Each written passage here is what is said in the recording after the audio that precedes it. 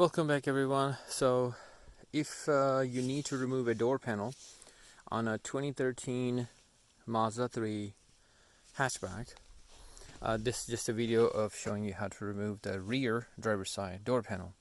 I will be removing basically door panel, regulator, speakers, all the stuff out of this shell because I sold this shell, so I have to remove all the accessories from here. First thing we're going to do is start by removing some of these panels. I know, since you can't see a lot of screws, it's because they're hidden by these beautiful covers to make this door look very clean. So we're going to start removing some of these covers so we can get to the screws. 2 screws here, and we are going to end up removing that cover here. So you take a small tool like that, pry it open. It helps if you can get the handle. Yeah, there it goes. Behind here is a Phillips screwdriver. Phillips screw, we're just gonna remove that.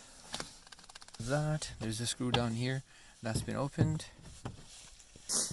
Once you remove those screws, you basically find a prying spot under this door and then pull it towards you. There we go. And then you're going to slide the door up. There we go.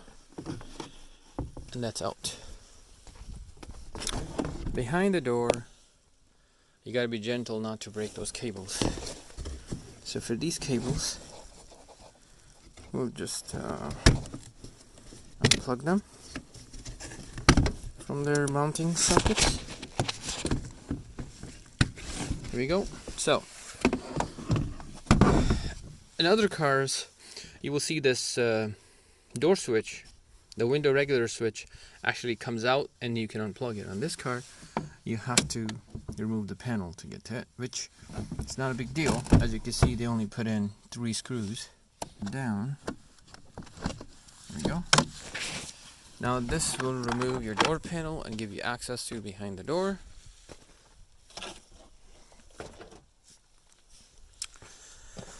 Alright, just to see, this right here is your power connector for the window, for the door latch.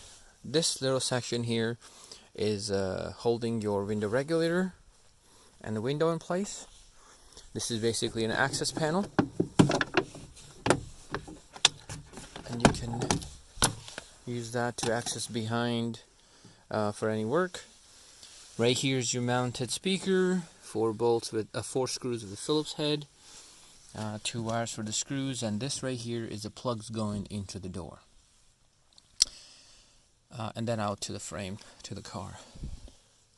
So I'm going to go ahead and start removing the window regulator. So I got the access panel out. I rolled the window down enough so I can see the screw back here. Removed that screw for the window regulator mount for the glass. I have removed all the bolts here for the frame and the regulator. I also got the speaker disconnected and unbolted. Once you confirm all the bolts are out, one thing you got to remember is this has a adhesive behind it, so it's not going to just fall off. You literally have to grab and pry it out like that. You feel that? There we go.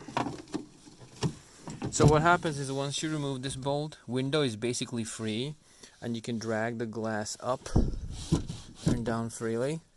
If you have a way to secure it, perfect. If not, I'll have to take it out. So you have to pry this guy out slowly.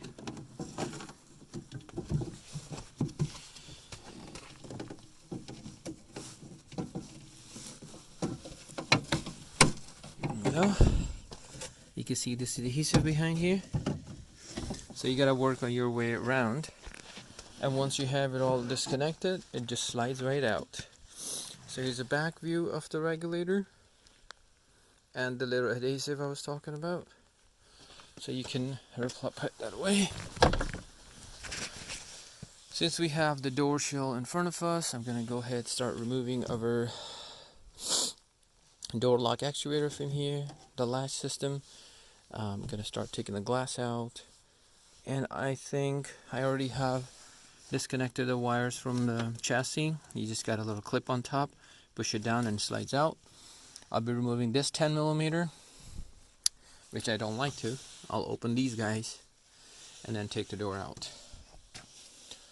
Again, to disassemble and assemble this door should not take longer than 40 minutes. And if anybody is charging you for a 2 hours job to install a window regulator, you know they're overcharging you. As you've seen, it doesn't take that long.